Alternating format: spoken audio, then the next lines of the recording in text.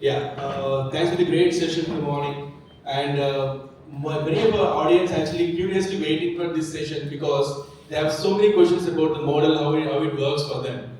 When as a professor, as an innovator, they actually work uh, years together of their valuable productive time, and they have patented their ideas, and then a couple of them already got the IP granted on their name. So when a foreign land company comes here, and then they say that okay, hey, we are going to build a company on of your idea, and then we would like to take it forward, okay, and commercialize in the global aspect. Obviously, many of us will have so many ifs and buts. So this is the platform where for all the professors and the innovators and the scientists over here who has the IPs granted on their name, kindly clarify all the doubts and then give the complete support to the oral session. Thank you very much. With this, yesterday I was actually going through their individual profiles. Okay, many of the profiles are actually have 2 to 3 pages of lengthy profiles. Then immediately I jumped to ChatGPT and asked ChatGPT, can you please summarize this profile in a paragraph so that I can easily read onto the panel discussion. And it gave me in return almost like a two-page profile with a 1.5 page summary. So again, it gave a caution that saying that if I still condense this content, okay, the overall experience will miss out. So they have so much of experience all their years, so which I don't want to describe myself. I would like to pass on this mic to the each individual so that they can introduce themselves, because in every individual, I strongly believe in their career, there are certain points ups are there where they have greatly contributed to the society, right? So if we hear from them, it would be wonderful. So I'll start from which side? Speak. Okay, Abhijit, please. Thank you very much to IES and Dr. Y for organizing this great event. I'm Dr. Amit Chauhan. I'm from VIT University. I'm the Director for Innovation Incubation and Entrepreneurship Cell over there. So in fact, I'm covering all the important verticals, I would say, right? Right. And then we take a lot of initiatives in supporting innovators. Not only nurturing them, supporting with their ideas, validating their ideas, but also making sure that formally we protect those ideas, right? Protect their ideas. So university provides complete funding in registering those IPs. And then the next step, what we are also working towards is commercializing those IPs. And that's when we met Philip last month, where we had the opportunity to host him at our university along with Monique, and then we had some elaborate discussions. In fact, we had some startups who pitched to Philip at that time, and then we saw some potential that we can take things forward, and it was meant to be that today we are here signing the MOU with them. And then there are many things I think are required in handholding innovations, especially in academia side, because they are not having that perception or taking things forward. And then what you have formulated is very excellent. I'm sorry to ask for a brief introduction. I went into a big dialogue here. So that's about me, and I'd like to hand over to Dr. Tommy for his introduction. I think Philip Elrod already is introduced, but one second. All right, yeah, thank you so much. I'll keep it short here. So, yeah, we met in actually December, I think, and it's so interesting how fast things can move if everybody is aligned on the greater goal. And yeah, thank you so much for your actually initial trust. So, what I didn't mention here, and imagine we have 27 USPs, and I meet tons of people by now, finally, you know? And they asked me, Philip, can you bring it in 2 sentences? You know, what do you do? Well, like, sure, no problem. So it took us forever to condense that down. But in the end, what's based on the ground is trust. The trust, there's initial trust, but trust is an ongoing. I always say it's the sum of all our interactions, right? So we behave right, we value each other, we're honest, So usually you know that everybody wants honesty, nobody wants to be honest. Everybody seems to be empathetic, but most are not. So if we are, we can build trust over time, and it's also about how to maintain it. Because if we have trust, we can actually build everything. If there's no trust, nothing works. Counts for our wives, husbands, right thing, also in business, also for states. So, but also, we just spoke a bit about the tip of the iceberg here. It was 3 years about condensing it down, simplifying it, make it tangible, make it a product. But in the end, we also, what's in the background beneath it, we invented a trust scoring model where you can give incentive and well behavior. We call it also value creative behavior. And what we don't want, what we basically sanction, is a behavior where we call it value destructive, but the world is used to that, right? It's normal to do politics. It's normal to look for myself first. It's normal, and that, at least also where I grew up, and most likely in Western Europe, is the biggest backstabber wins, right? This is actually horrible. And so what's beneath, well, behind the factor why, or the service company doing as a service is how to build trust faster and maintain that over all cultures, right? Because I think what all of us unites is the minimum demand pyramid, right? You want shelter, you want security, upside, education.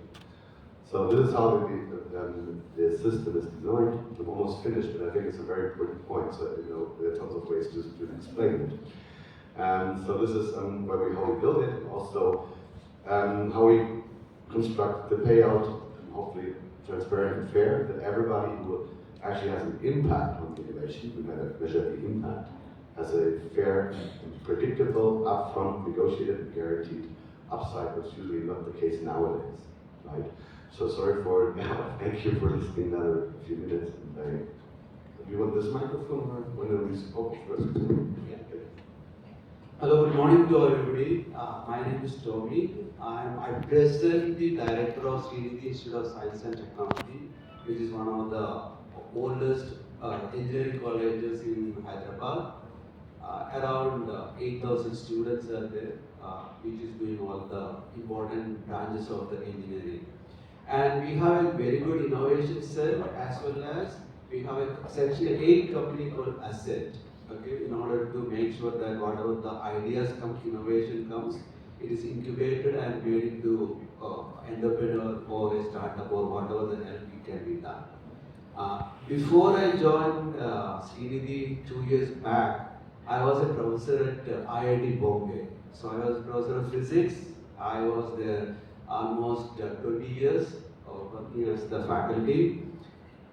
And I have the fortune to see how innovation starts and grows into big companies. Actually, you know that IIT Bombay has so many entrepreneurs running into big companies. And when we started it in 1990 or 2000, it started as something called SIGN. Okay, that was the first organization which was started in IIT Bombay. And in order to develop or encourage the entrepreneurship.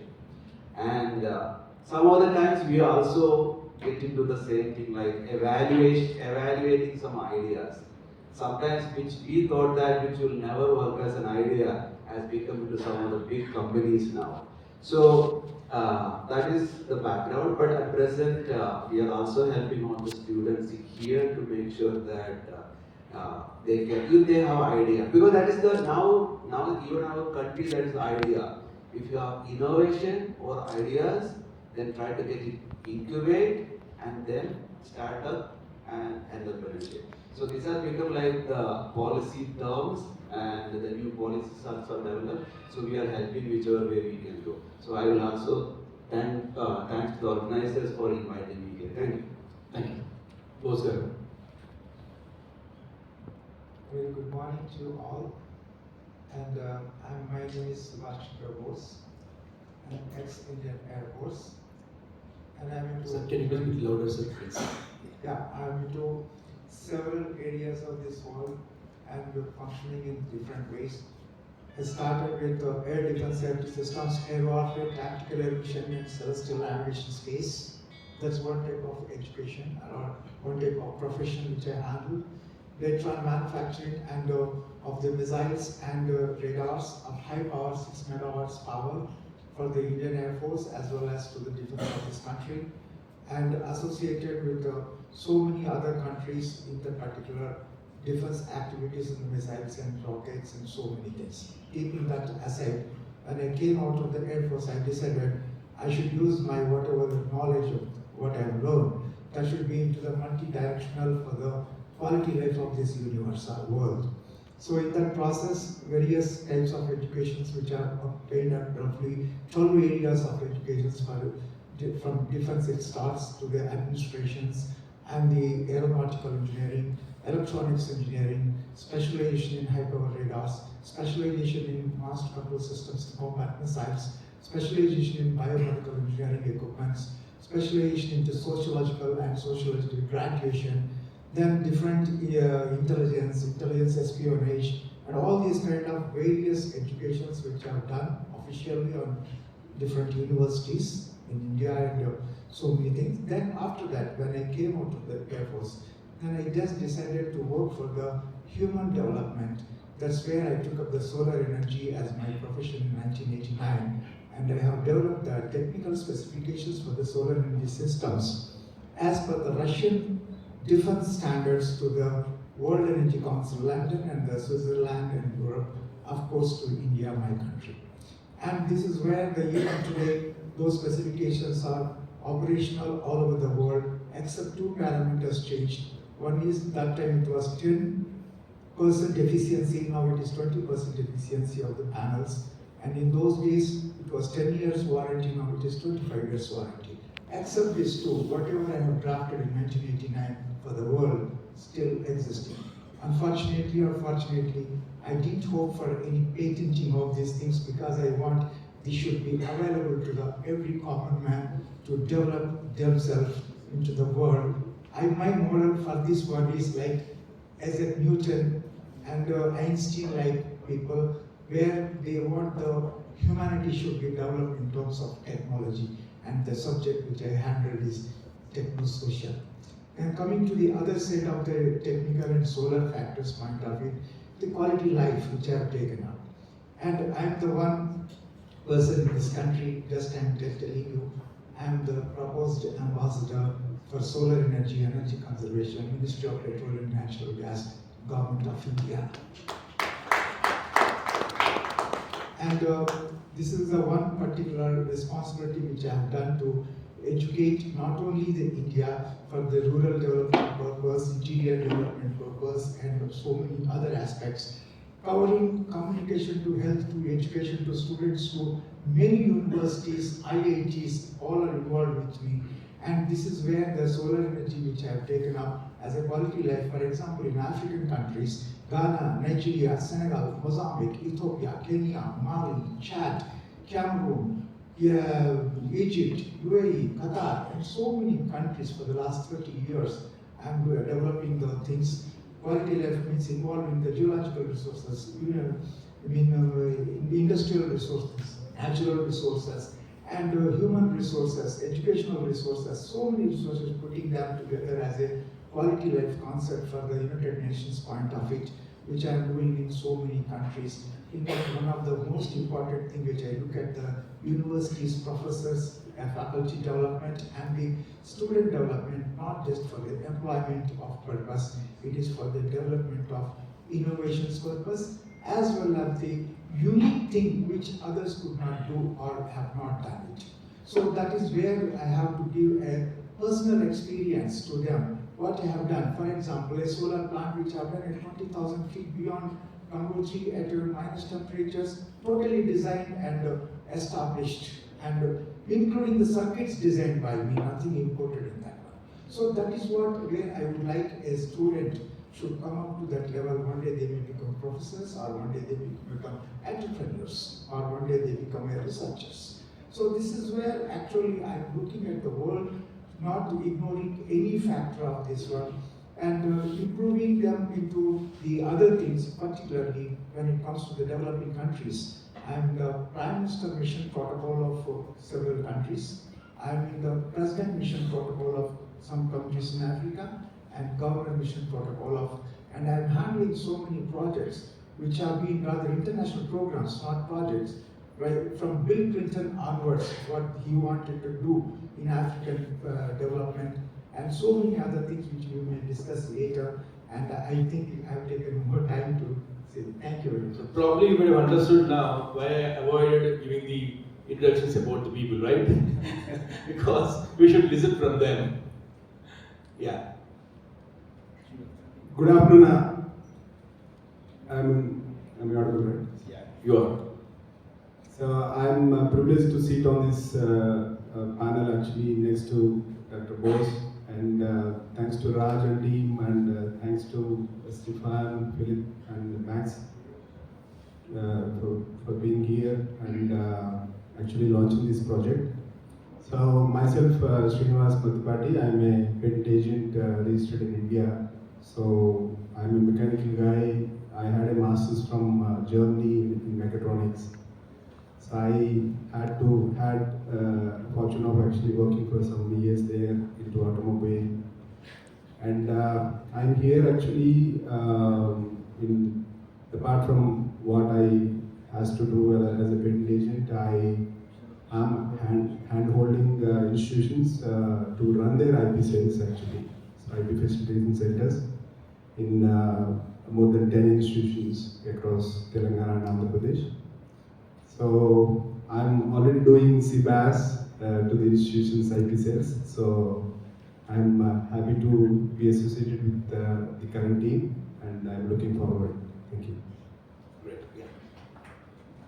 So you already know me, so there's not much more I can really contribute, but I think as I listen to my fellow panelists here, it's so great to see how much ambition is out there, how much innovation is going on, and then put that into today's environment, where many of those innovations don't make it over the valley of death. And I think that's really what our purpose is, to help to overcome that. It's not to take anything away, by no means, but it's really to help to accelerate. There's so many great, again, innovations. I repeat myself, and we want to bring the passion for solutions, to get away from these global VC sharks and big companies that buy up these innovations. It goes somewhere into a company, it dies out because it's not priority. Because I've experienced myself, this complexity, running a global company, trying to be agile, try to reinvent the wheel or accept disruptive technologies, and when you run a global company, that's always a fear that, people within your organization that have to adopt to these new technologies, they fear about their jobs because they've been in there, they've been trained to do that, they may not be as open, as agile to change. And that's why, we made this as our purpose, and even more so by listening here, that this is the right purpose, and again, look at this and make sure, we bring those great innovations on the right map with the proceeds out of it, to support, to fund others that are entrepreneurs, but that are lacking funding eventually, that we can help those, and ultimately, again, help underdeveloped, minorities, to excel and to have a better life. Thank you. It's great. Yeah. Now I have a couple